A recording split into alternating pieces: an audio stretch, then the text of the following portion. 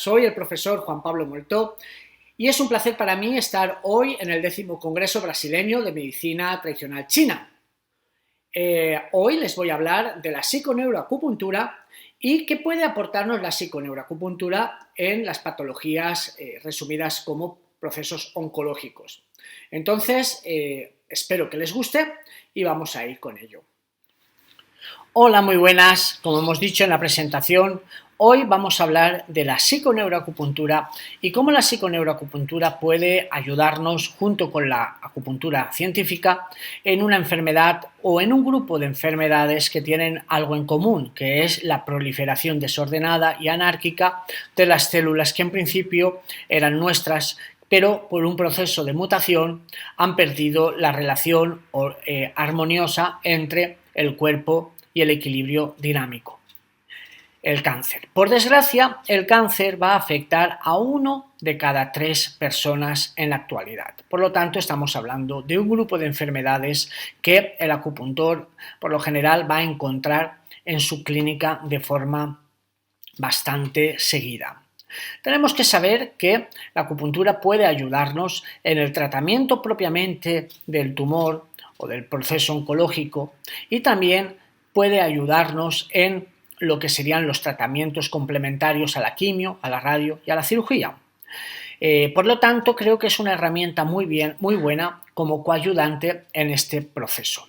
Pero primero que nada, me gustaría explicarles qué es lo que hace nuestra institución. Nosotros somos el Instituto Internacional de Acupuntura Científica y Ciencias de la Salud y lo que hacemos es trabajar para el desarrollo teórico de la acupuntura científica y de la psiconeuroacupuntura.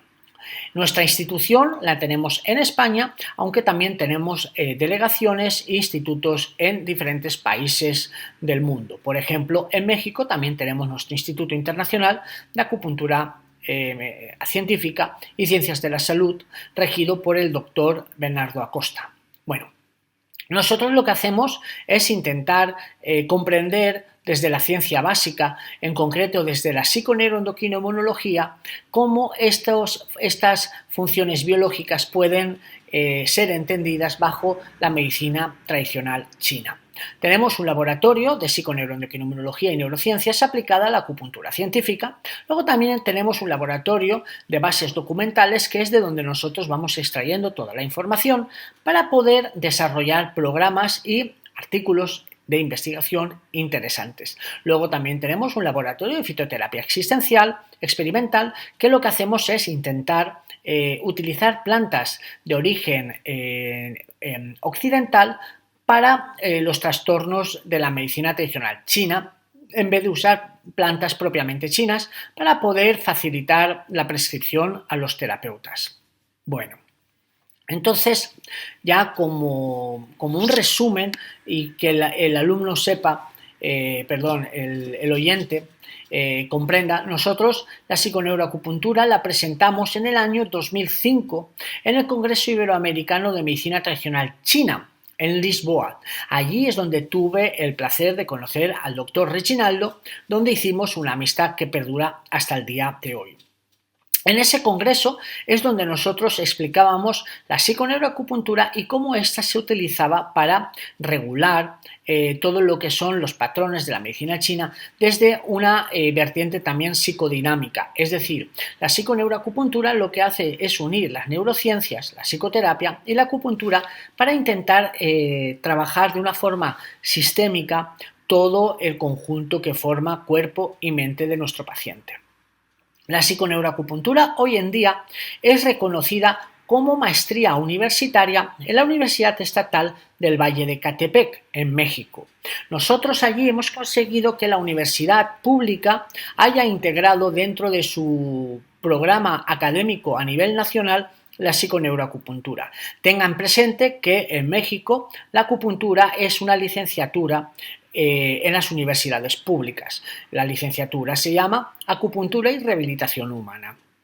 Entonces, el acupuntor, cuando se forma como licenciado en acupuntura, puede luego cursar la maestría en ciencias de la acupuntura, siendo la psiconeuroacupuntura una especialidad a la cual puede optar, para luego poder hacer el doctorado en ciencias de la acupuntura. Por lo tanto, eso es un placer y ese ha sido un gran trabajo que nuestro esfuerzo haya sido reconocido a nivel mundial. Bueno, pues ahora vamos a pasar al tema que nos ocupa hoy. Bueno, vamos a pasar ahora a la parte de la oncología y cómo la medicina oficial puede entender el proceso oncológico y cómo ésta se puede relacionar con la medicina tradicional china. Lo primero que tenemos que saber es que la medicina oficial nos dice que el cáncer es una enfermedad genética. Hay una mutación en diferentes familias de genes que pueden de alguna manera facilitar la proliferación de una célula que haya perdido su identidad. Estas mutaciones pueden suceder en 3 familias diferentes de células. Hay unos genes que se dedican a la división celular, aceleran la división celular. Estos se llaman proto-oncogenes. Estos genes, cuando pierden su función por una mutación, pueden hacer que la célula se divida de forma descontrolada y entonces se les denomina oncogenes. Esto sucede por una mutación. También podemos tener genes que lo que hacen es frenar la división celular. Estos genes que frenan la división celular se llaman genes supresores de tumor. Por desgracia, a veces podemos tener una mutación en estos genes y entonces no van a poder frenar la división celular. Por lo tanto, ya tendríamos 2 mutaciones que serían significativas a la hora de generar un tumor: genes que aceleren o genes que no frenen. Luego también tenemos que saber que tenemos los genes que reparan el tejido, los errores de las copias. Nosotros tenemos que saber que nuestras células, cuando se copian, pueden sufrir alteraciones o equivocaciones. Entonces ahí hay ciertos genes, por ejemplo el famoso P53, que lo que hará es revisar la copia y en consecuencia, si hay un error, pues mejorarlo, repararlo, perdón. Todo esto, ¿por qué sucede? Según la medicina oficial, sucede porque hay 3 factores: o víricos, o químicos, o físicos. Estos 3 factores patógenos pueden alterar la información genética por una mutación. Un virus, por ejemplo, puede perturbar esa codificación genética, esas bases nitrogenadas, adenina, guanina, citosina y tiamina, que de alguna manera se pueden perturbar, se pueden mutar y a partir de ahí pueden alterar el gen al cual hayan mutado. Si por desgracia ese agente vírico, químico o físico altera un gen que tiene que ver con la división celular o la reparación celular, pues entonces podríamos orientar o podríamos empezar a tener posibilidades de generar células tumorales. También es verdad que podemos tener células tumorales en relación a la herencia, es decir, nosotros heredamos una mutación por parte de mi padre o de mi madre. Esto no quiere decir que yo ya vaya a tener un cáncer, pero sí que quiere decir que si ya tengo una mutación, pues evidentemente mi sistema genético ya está la mitad con la predisposición al cáncer, con lo cual un agente vírico, físico, químico ya tiene la mitad del camino avanzado para que se pueda de alguna forma manifestar una mutación en una determinada célula y esto podrá facilitar que aparezca en pacientes con predisposiciones familiares diferentes tipos de cáncer. Ahora, en medicina china nosotros sabemos que el ADN se relaciona con el yin, la esencia, aquello que nuestros padres nos transmiten a nosotros a través del espermatozoide y el óvulo. Esto que nuestros padres nos transmiten, nosotros lo tomamos a través de estas células, las células germinales, y nos construimos a nosotros mismos.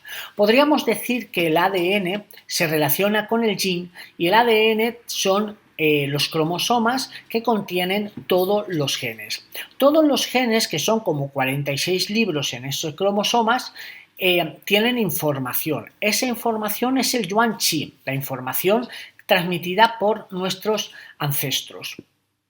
Por lo tanto, el cáncer sería una alteración en nuestro yin que se manifiesta a través de nuestro yuanqi en esa célula tumoral. Por eso nosotros al tumor le llamamos tan mut, en relación a que es una mutación que genera una proliferación celular anárquica y descontrolada. Bueno, vamos a hablar ahora de una teoría que creo que es importante para poder entender la fisiología energética del cáncer. El cuerpo humano se va a formar gracias a la diferenciación de las células en diferentes linajes. De alguna manera, una célula embriológica es una célula totipotente que podrá manifestar cualquier tipo de célula específica. Tenemos que saber que la medicina china esto lo explica de una forma metafórica muy bien a través de la teoría de los meridianos. Los meridianos pueden actuar como campos morfogenéticos a la hora de redirigir la división específica a nivel celular. Como nosotros sabemos, nuestras células se van a dividir y vamos a tener al principio las células embrionarias que van a ser células totipotentes. A partir de ahí, las células van a seguir diferentes caminos y se van a convertir en células pluripotentes, células madre. Estas células madre pluripotentes se van a ir a su vez diferenciando en diferentes tejidos hasta quedar en nichos de división celular continua, como pueden ser la médula ósea, el tejido subcutáneo, etc. Esas células que se van a ir dividiendo en células específicas del órgano al cual pertenecen. Cuando una célula se une a otra célula, en este caso un espermatozoide se une a un óvulo, va a generar la primera unión y eso va a ser el embrión. El embrión, esa célula se va a dividir en dos. A continuación se dividirá en 4, a continuación se dividirá en 8. A continuación se dividirá en 16, a continuación se dividirá en 32 y entonces la 32 se dividirá en 64 y tendremos el blastómero. Esto es importante porque hay 5 divisiones embriológicas. Las 5 divisiones embriológicas, la medicina china lo explicó muy bien a través de los 5 elementos. Sin embargo, tenemos que saber que en la primera división vamos a tener 2 células. Se divide la una en 2. Estamos en el agua. En la segunda división, esas 2 células se van a dividir en 4. Estamos en la madera. La siguiente división se va a dividir en 8. Estaríamos en el fuego. Ya en la tercera división ya tenemos 3 divisiones que la medicina china explicó a través de la teoría del San Yao. Teremos 3 jiaos que serán las 3 capas embriológicas, ectodermo, mesodermo y endodermo.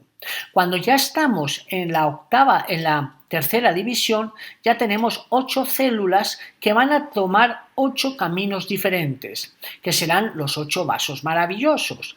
En este caso serían Daimai, Chonmai, Tumai, Renmai, Yangwei, Jingwei, Yangqiao, Jingqiao. Estos serán los 8 vasos maravillosos que van a servir como canales de diferenciación celular. Y esto es muy interesante porque de alguna forma sabemos que el yuanqi, la información genética, se transmite a través de los vasos maravillosos. Estos vasos maravillosos posteriormente darán crecimiento a los vasos principales y secundarios y meridianos tendinomusculares, configurando así la totalidad del cuerpo. Por lo tanto, los vasos maravillosos actúan como campos morfogenéticos que lo que hacen es alinear las divisiones celulares en diferentes linajes celulares. Por lo tanto, el cáncer será cuando haya una mutación en un campo morfogenético vinculado a los 8 vasos maravillosos. Y esto es muy importante porque es aquí donde se va a formar el tumor, en un vaso maravilloso tumoral. Bueno, aquí ahora mismo estamos viendo en esta nueva diapositiva lo que sería la gestación de lo que nosotros llamamos un vaso maravilloso tumoral. Tenemos que saber que cuando aparece un tumor, las células tumorales de alguna manera, por su mutación, pierden su campo morfogenético. Es por ello que empiezan a dividirse de forma anárquica. ¿Por qué? Porque al perder su campo morfogenético pierden su orientación, pierden su información y entonces dejan de pertenecer al órgano en el cual tenían su diferenciación. De alguna manera pasan a ser células diferenciadas. Esto es importante porque también otra de las cualidades que tienen estas células empiezan a tener una división continua, es decir, pierden también su desgaste o pierden también su número de divisiones que tenían ya realizadas. Por lo tanto, pasan a ser células prácticamente inmortales. Y luego, muy importante, el propio vaso maravilloso tumoral, o lo que es lo mismo, la propia masa de células tumorales también presentan células madres tumorales. Y esto es así porque manejan el Yuan-Chi y Yin. Esto es muy importante que lo entendamos porque de alguna manera un tumor es una proliferación de un vaso maravilloso alterado y tiene que ver por una mutación vírica, física o química o una mutación por herencia. Una vez nosotros ya vamos a generar esta masa tumoral, lo que llamamos cáncer, lo vamos a diferenciar en dos tipos de cáncer por la naturaleza de las células. Uno, que sería benigno. En el caso de los tumores benignos, lo que estamos observando es que están encapsulados, tienen una especie de endotelio que los va a proteger y entonces su crecimiento es menos agresivo, precisamente porque no van a invadir como si tuviera pseudópodos a las células adyacentes, sino que va a estar protegido y su crecimiento va a estar dentro de una especie de bolsa o de cápsula. Esto no quiere decir que no sea peligroso porque a veces los tumores benignos, su crecimiento puede presionar órganos, por ejemplo en el cerebro, y generar lesiones que incluso pueden matar al individuo. Pero sin embargo, no tienen la capacidad de afectar las células adyacentes ni tampoco la capacidad de generar metástasis. La metástasis será, por lo tanto, una de las características de los tumores malignos. La metástasis es cuando el tumor empieza a avanzar y empieza a invadir zonas distales de donde él se encuentra. Por ejemplo, un tumor de huesos que acabe afectando al cerebro o un tumor de pulmón que acabe afectando al hígado o el hígado al pulmón, al cerebro, etc. Esto sería lo que catalogaríamos como tumores malignos. Ahora os voy a hablar de algo realmente importante, pero que muchas veces puede dar a confusión. Como hemos dicho, la etiología de un proceso oncológico tiene que ver con un factor vírico, físico, químico o por una herencia. Sin embargo, muchas veces en la literatura tradicional o en la literatura complementaria, escuchamos que las emociones pueden producir cáncer. Bueno, en realidad una emoción no va a producir directamente un cáncer. Una emoción, como voy a explicar ahora, va a deteriorar por estrés, de alguna manera, el sistema inmunológico. Entonces, ahora es cuando es importante entender que nosotros, aunque tengamos una célula mutada o muchas células mutadas, de hecho, todos nosotros ahora mismo podemos tener células mutadas por errores o por algún agente químico o físico, o incluso por un virus. Pero eso no quiere decir que vayamos a tener cáncer. ¿Por qué? Porque nosotros tenemos un sistema inmunológico que es capaz de neutralizar, de localizar y de inducir a la apoptosis a las células que hayan sufrido una mutación. Por lo tanto, tener una mutación o que una célula mute no es igual a que vayamos a desarrollar cáncer. Es ahí donde mi sistema inmunológico lo que va a hacer es localizar y destruir las células. Por lo tanto, la mayoría de nosotros a lo largo de nuestra vida seguramente llegamos a desarrollar microtumores que nuestro sistema localice y elimine de forma eficiente. Sin embargo, es aquí donde puede haber un problema en relación a las emociones. La medicina china nos dice que tenemos 5 emociones, que sería el miedo, la ira, la alegría, el asco y la tristeza. Cada emoción estaría relacionada con un elemento de la medicina china. Sin embargo, las emociones no nos hacen enfermar. Las emociones son procesos cognitivos normales, procesos que se ejecutan de forma normal por un individuo sano. Sin embargo, cuando una emoción se cronifica en el tiempo por una pasión, entonces sí que va a poder generar un nivel alto de estrés. El estrés, cuando dura mucho tiempo, va a generar un problema en mi sistema orgánico. Nosotros sabemos que el estrés prolongado, que sería un exceso de actividad simpática, que se relaciona con el yang de hígado, yang de corazón y yang de pulmón, esta actividad simpática, si dura mucho en el tiempo, va a producir una alteración del yin, es decir, va a generar una debilidad del yin por exceso de yang. Es cuando se genera una insuficiencia de yin sistémico, cuando mi sistema inmunológico natural, no el adquirido, va a resultar ser pobre, y entonces las células tumorales no van a ser bien localizadas y bien neutralizadas y eliminadas. Esto se lleva a cabo gracias a las natural killer, las células asesinas, y también los linfocitos T, los CD8. Esto es muy importante que lo tengamos en cuenta, porque si durante mucho tiempo tenemos mucho estrés, vamos a generar una debilidad de yin. Cuando nosotros generamos una debilidad de yin, nuestro sistema inmunológico no va a ser eficiente a la hora de localizar las células que han mutado. Por lo tanto, las células que han mutado podrán crecer hasta que llegue a ser considerable su número. Entonces, cuando su número sea considerable, mi propio sistema inmunológico le va a costar mucho eliminar esa masa tumoral. Además, tenemos que tener en cuenta que cuando mi sistema está en insuficiencia de yin, voy a generar un falso calor. El falso calor es una inflamación crónica.